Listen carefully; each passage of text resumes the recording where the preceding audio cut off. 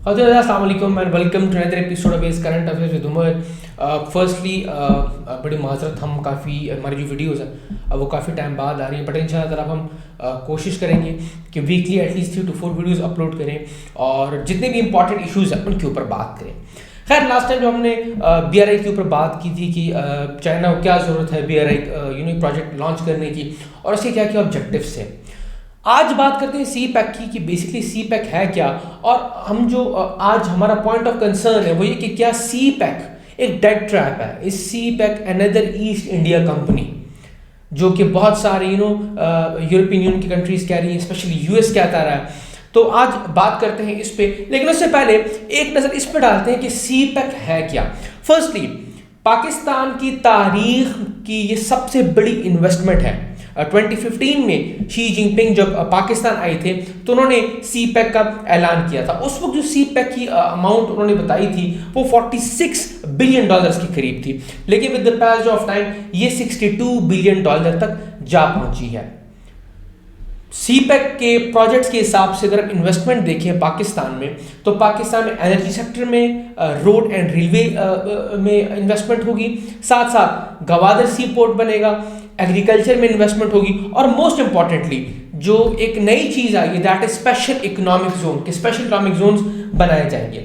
अगर हम energy sector की बात करें तो उसमें सबसे जो लार्जेस्ट इन्वेस्टमेंट है वो सिविल न्यूक्लियर टेक्नोलॉजी के अंदर है, फिर हाइड्रो प्रोजेक्ट्स के ऊपर काम है, सोलर प्रोजेक्ट्स हैं इसके अंदर, विंड प्रोजेक्ट्स हैं, और मोस्ट इंपॉर्टेंटली कोल प्रोजेक्ट्स भी हैं। तो ये जितनी भी एनर्जी के अंदर इन्वेस्टमेंट्स है ये अंडर सी पैक है, और इसके अंदर बहुत सारे इन्वेस्टमेंट है जिसमें डिफरेंट पावर प्लांट्स हैं, हाइड्रो की भी, कोल की भी, विंड की भी, एंड मच मोर। अब हम इनके एडवांटेजेस देख लेते हैं कि ये जितने भी हैं इनके एडवांटेजेस क्या हैं। सबसे पहले तो लोड शेडिंग जो होगी पाकिस्तान में, जब ये सारे प्रोजेक्ट्स हो जाएंगे, ऑपरेशन हो जाएंगे, सो load shedding will and for ever. अब लोड शेडिंग की वजह से पाकिस्तान को बहुत प्रॉब्लम्स का सामना करना पड़ा। इवन 2011 में जनरल कैनी ने कहा था कि पाकिस्तान को जो सबसे बड़ा मसला है वो टेररिज्म नहीं है बल्कि लोड शेडिंग है। लोड शेडिंग की वजह से पाकिस्तान की इंडस्ट्रीज जो हुई वो पैकअप हुई, textile industry more than 35% Bangladesh shift हो गया, इसी तरह कॉटेज इंडस्ट्री को बंद करना पड़ा, एंड मच मोर। इसके साथ साथ कार्बन फ्री एनर्जी के ऊपर जो है काम हो रहा है, यानी कि रिन्यूएबल एनर्जी रिसोर्सेज जो है उनके ऊपर काम हो रहा है, क्योंकि रिन्यूएबल एनर्जी रिसोर्सेज के अंडर जॉब्स क्रिएशन जो है वो बहुत ज़्यादा होगी। सबसे बड़ी एग्जांपल हमारे सामने US की है। इसके अलावा चीपेस्ट सोर्स ऑफ इलेक्ट्रिसिटी होगी, इसमें कोई शक ही नहीं है कि भाई पाकिस्तान अभी बिजली बन रही है वो डिपेंड करती है किस चीज़ पे, जो हम तेल बाहर से मंगाते हैं, और वो हमें बहुत एक्सपेंसिव पड़ती है। हमें 1 यूनिट 17 रुपए का पड़ता है, मिनिमम 17 रुपीज़। अगर हम रिन्यूएबल एनर्जी रिसोर्सेज की तरफ जाएं तो हमें एक यूनिट जो होगा वो एटलीस्ट पे अगर पड़ेगा तो 2 से ढाई रुपए का पड़ेगा। इसके अलावा इसमें एक ये बात अक्सर डिस्कस की जाती है कि कोल प्रोजेक्ट्स जो हैं क्या वो पाकिस्तान की क्लाइमेट चेंज इनिशिएटिव के लिए ठीक है या नहीं। तो इसमें तो डेफिनेटली कोई शक नहीं कि ऑलरेडी क्लाइमेट चेंज में Pakistan is the 6th most vulnerable country in the world. Lahore unfortunately top कर रहा है स्मॉग की वजह से, सबसे पोल्यूटेड सिटी की वजह से, तो इस लिहाज से देखना पड़ेगा। लेकिन जो कोल प्रोजेक्ट्स हैं उनकी जो मिनिमम मियाद रखी गई वो 10 ईयर्स रखी गई कि भाई 10 साल के अंदर जितना आपने कोल से प्रोड्यूस करना है उतना आप कर लें, उससे ज़्यादा आप नहीं कर सकते ना।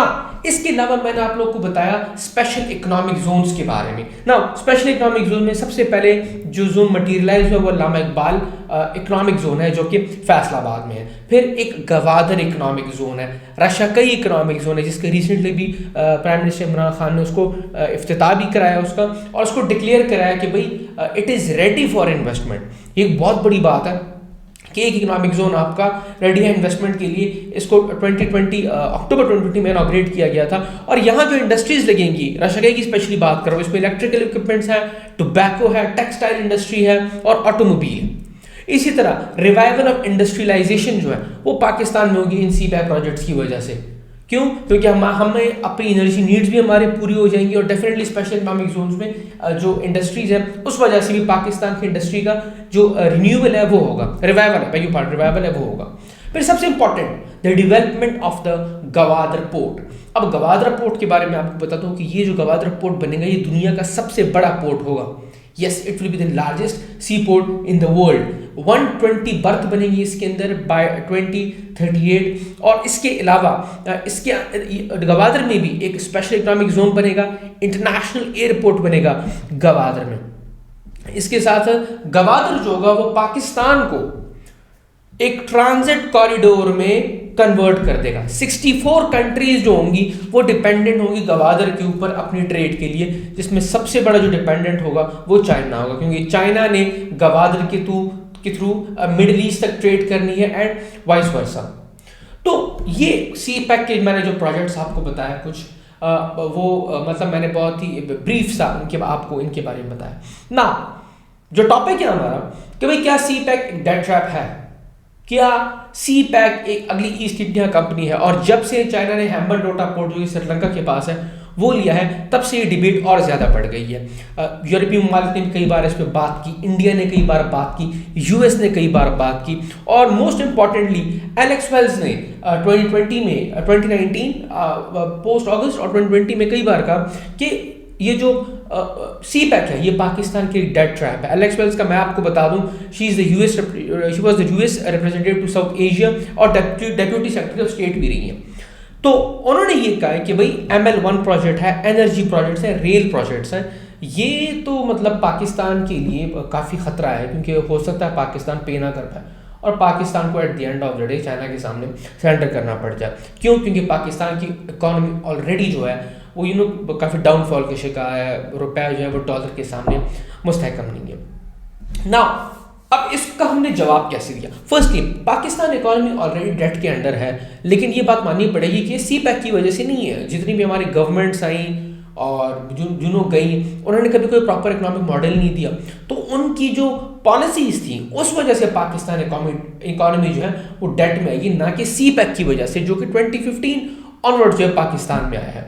सेकेंडली चाइना के जो सी पैक प्रोजेक्ट्स हैं सब लोन बेस्ड नहीं है, बहुत सारे ऐसे हैं जो रेंटल बेस्ड हैं, और मेजॉरिटी जो है वो BOT मॉडल के ऊपर ऑपरेट कर रहे हैं, बिल्ड ऑपरेट ट्रांसफर मॉडल के ऊपर ऑपरेट कर रहे हैं। अब बिल्ड ऑपरेट ट्रांसफर मॉडल क्या होता है कि किसी ने एक जगह ली, उस पर कुछ बनाया, उससे मुनाफा लिया और स्लोली एंड ग्रेजुअली उसकी जो ओनरशिप थी वो उनको ट्रांसफर कर दी जिनकी वो जगह है। तो जो भी जिस तरह का हाइड्रो प्रोजेक्ट्स हैं, गवादर एटसेट्रा है, ये पाकिस्तान को इसकी जो मलकियत है with the passage of time transfer कर दी जाएगी। सेकेंडली ये बात भी ठीक है कि लोन बेस्ड प्रोजेक्ट्स भी हैं, लेकिन वो जितने लोन बेस्ड प्रोजेक्ट्स हैं वो सारे क्या हैं? वो सारे कंसेशनल लोन्स प्रोजेक्ट हैं, उस पर कोई इंटरेस्ट रेट ज़्यादा नहीं है।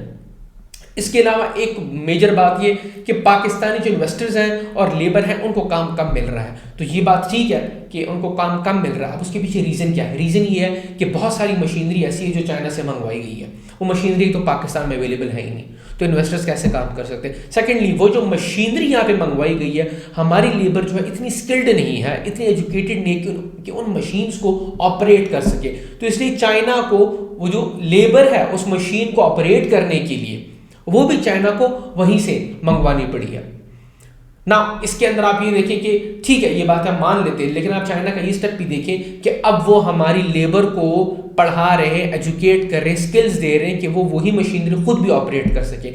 सेकेंडली पाकिस्तान में जो इन्वेस्टर्स हैं वो भी उन मशीन्स को अब इंपोर्ट कर रहे हैं वर्ल्ड वाइड से। So this is how we tackled we are tackling and we had tackled all the world कि भाई सी पैक जो है it is not going to be debt trap, it is not going to be East India Company. So this was a brief session on CPEC and is it a debt trap or not. कोई भी question हो तो आप comment में पूछ सकते हैं। Thank you so much for watching. Take care and Allah Hafiz.